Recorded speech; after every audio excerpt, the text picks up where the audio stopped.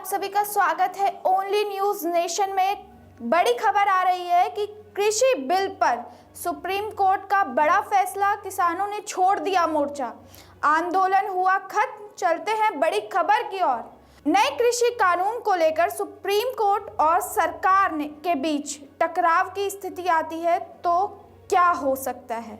Supreme court भी कई मौकों पर मान चुका है कि मूल अधिकारों की भी सीमा होती है, कानून व्यवस्था सरकार के अधीन होती है, लेकिन भारत के संविधान में इस बात की का भी प्रावधान है कि अगर सरकार कानून व्यवस्था नहीं संभाल पा रही है तो सुप्रीम कोर्ट इसमें दखल दे सकता है। इसी तरह अगर सुप्रीम कोर्ट का भी फैसला सुनाता है और सरकार को ठीक लगता है कि ये फैसला ठीक नहीं है तो सरकार भी संसद के जरिए इस फैसले को पलट सकती है। किसान आंदोलन पर सुनवाई के दौरान सुप्रीम कोर्ट ने कहा है कि किसानों को अपनी जिद छोड़ देनी चाहिए और सरकार को भी जल्दीबाजी नहीं करनी चाहिए, यानी ना तो आंदोलन की जिद चलेगी और ना ही कानून लाने की जल्दीबाजी।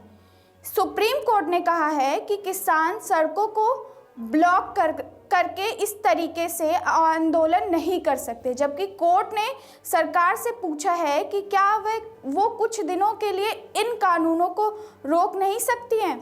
लेकिन अब सवाल ये उठ रहा है कि संसद द्वारा पारित किए गए कानून को क्या सुप्रीम कोर्ट रोक सकता है। आज हम आपको बताएंगे कि भारत में जब भी ऐसा होता है तो सुप्रीम कोर्ट का फैसला सर्वोच्च होता है या फिर संसद का फैसला सर्वोपरि होता है, यानी भारत में कानून बनाने वाली संसद ऊपर है या फिर कानूनों की व्याख्या करने वाला सुप्रीम कोर्ट सबसे ऊपर है। लेकिन सबसे पहले ये जान लीजिए कि सुप्रीम कोर्ट में इस मामले पर क्या हुआ। जब अदालत में सुनवाई शुरू हुई तो सरकार का पक्ष रखे गए। सॉलिसिटर जनरल तुषार मेहता ने कहा कि हाँ और ना किसी सवाल का जवाब नहीं हो सकते। सरकार को कोई ऐसा व्यक्ति चाहिए जो दोनों पक्षों के बीच मध्यस्थता कर सके और इस बर्फ को पिघलाया जा सके। इसके लिए कमेटी की बजाय समाज के कुछ जाने माने लोगों की मदद ली जा सकती है। इस दौरान सुप्रीम कोर्ट में हरियाणा और उत्तर प्रदेश की सरकारों की तरफ से वरिष्ठ वकील हरीश साल्वे मौजूद थे। उन्होंने कहा कि इस तरह से रास्ते रोककर दिल्ली की धमनियों को ब्लॉक नहीं किया जा सकता, क्योंकि आवाजाही बंद होने से पड़ोसी राज्य में चीज़ों के दाम बहुत तेजी से बढ़ने लगते हैं। इस पर दिल्ली सरकार के वकील की तरफ से कहा गया है कि दिल्ली में प्रवेश 120 से ज़्यादा रास्ते हैं। इस पर सरकार की तरफ से अटॉर्नी जनरल ने कहा है कि सड़कों को बंद करने से आम लोगों के मूल अधिकारों का हनन हो रहा है। किसान 6 महीने तक रुकने की तैयारी कर आए हैं। शहर की तरफ आने वाले रास्ते को इस तरह से सिर्फ युद्ध के समय ही बंद किया जा सकता है। सरकार की तरफ से यह भी कहा गया है कि संविधान के आर्टिकल 19 के तहत लोगों को अपनी मर्जी से कहीं भी आने जाने की आज़ादी का भी उल्लंघन है। सरकार के वकील ने यह भी दलील दी है कि आंदोलन कर रहे किसान मास्क नहीं लगा रहे हैं और इससे कोरोना वायरस तेजी से फैलेगा और इससे पूरे देश में फैलने का खतरा भी हो सकता है। क्या सरकार किसानों को अपनी बात समझा नहीं पाई है? दलीलें सुनने के बाद सुप्रीम कोर्ट ने कहा कि कोर्ट को नहीं लगता है कि किसान सरकार की सारी बातें सुनने वाले हैं। इसका निर्णय कमेटी पर छोड़ दिया जाए, क्योंकि कोर्ट को नहीं लगता कि सरकार किसानों को अपनी बात समझा पाई है।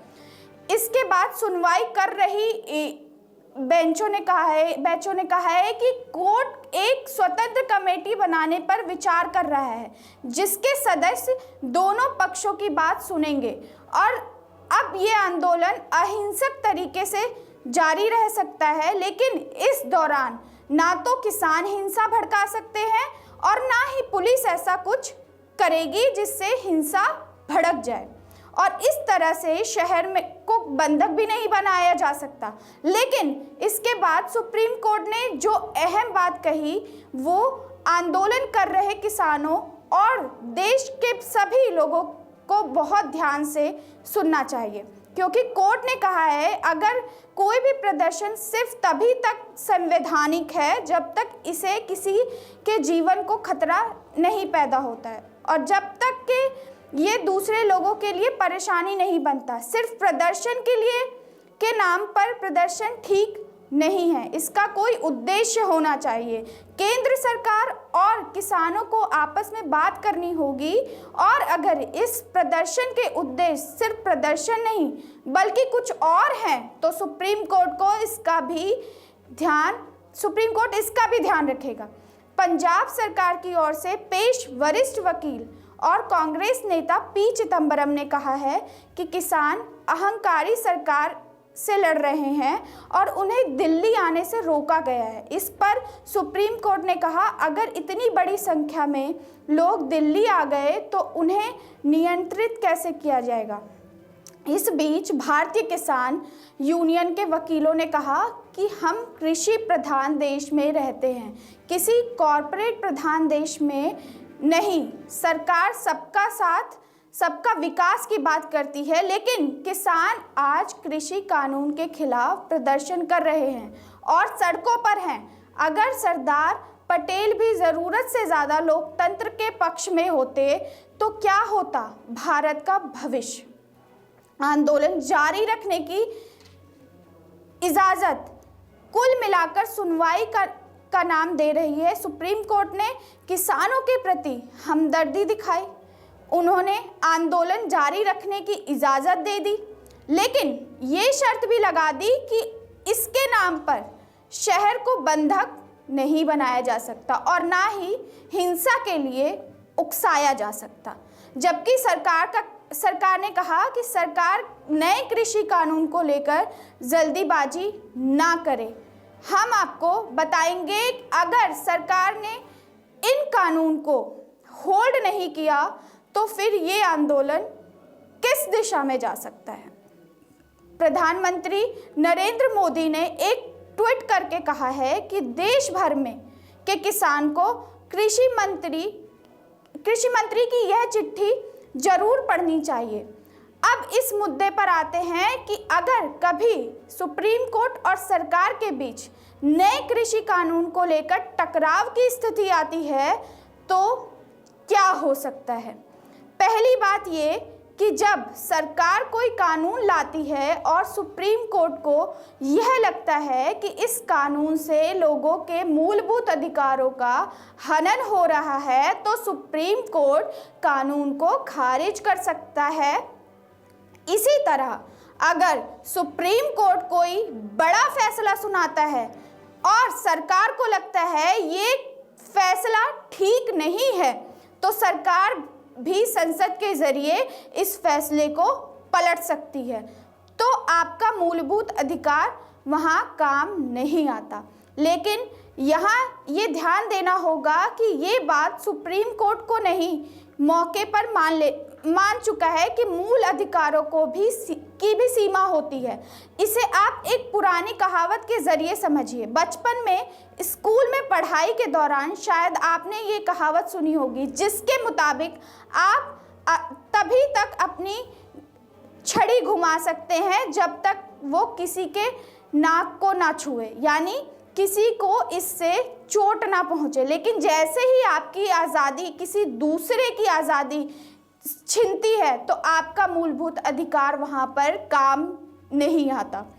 उदाहरण के लिए किसानों के आंदोलन की वजह से आम लोगों को परेशानी हो रही है, तब तक कि हमारा संविधान लोगों को कहीं भी आने जाने, घूमने फिरने, नौकरी और व्यवसाय करने का मूल अधिकार देता है। लेकिन अगर लोग प्रदर्शन की वजह से अपने काम पर नहीं जा पा रहे, घूम फिर नहीं पा रहे हैं, तो ये देश की जनता के मूल अधिकारों को बाधित करने जैसा है।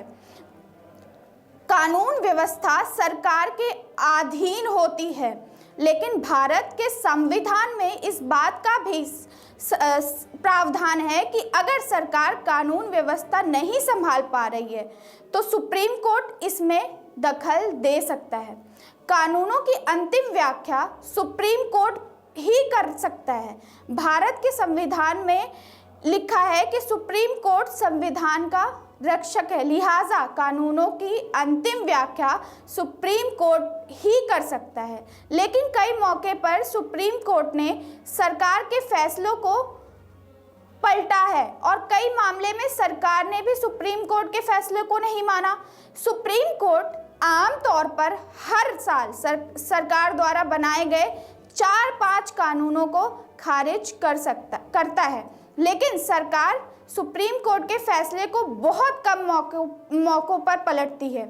उदाहरण के लिए 1985 में सुप्रीम कोर्ट ने शाह बानो के मामलों में उसके पति को ये आदेश दिया था कि वो अपनी पत्नी को गुजरा भत्ता दे। शाह बानो को मुस्लिम महिला थी, लेकिन 1986 में राजीव गांधी की सरकार ने कट्टरपंथियों के दबाव इस फैसले को पलट दिया और ये व्यवस्था कर दी कि इस मामले में कोई भी फैसला सिर्फ मुस्लिम पर्सनल लॉ बोर्ड ही कर सकता है।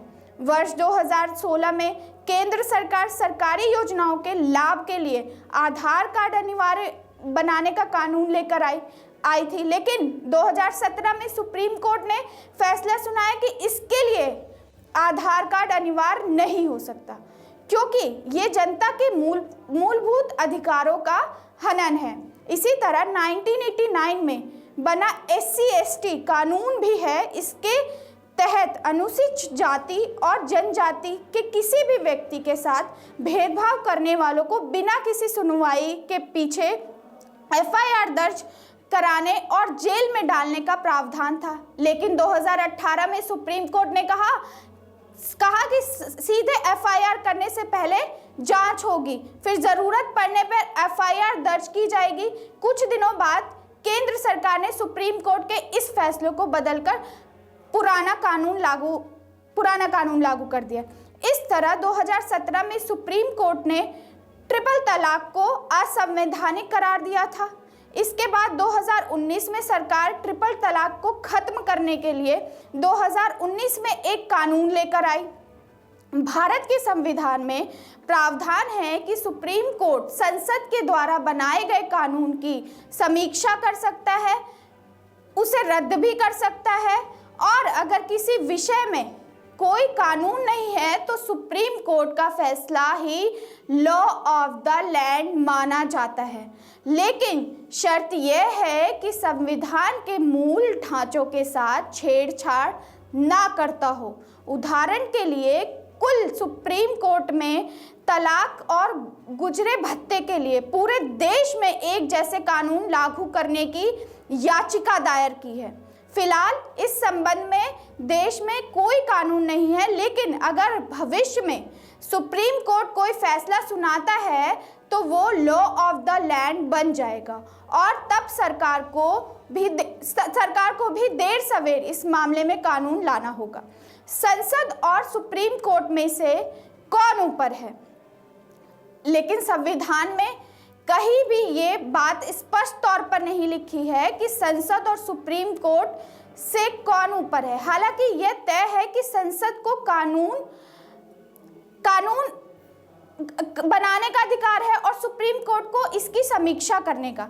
लेकिन सुप्रीम कोर्ट में जो भी हुआ है और जो भी दलीलें रखी गई हैं उनसे एक ही बात साबित होती है कि ये हमारे देश में एक ही मुद्दे पर इतनी सारी विचारधारा सक्रिय हो जाती हैं और किसी नतीजे पर पहुंचना असंभव हो जाता है। हम आपसे कई दिनों से कह रहे हैं कि कई बार ज़रूरत से ज़्यादा लोकतंत्र सुविधा भी दुविधा का कारण बन जाता है।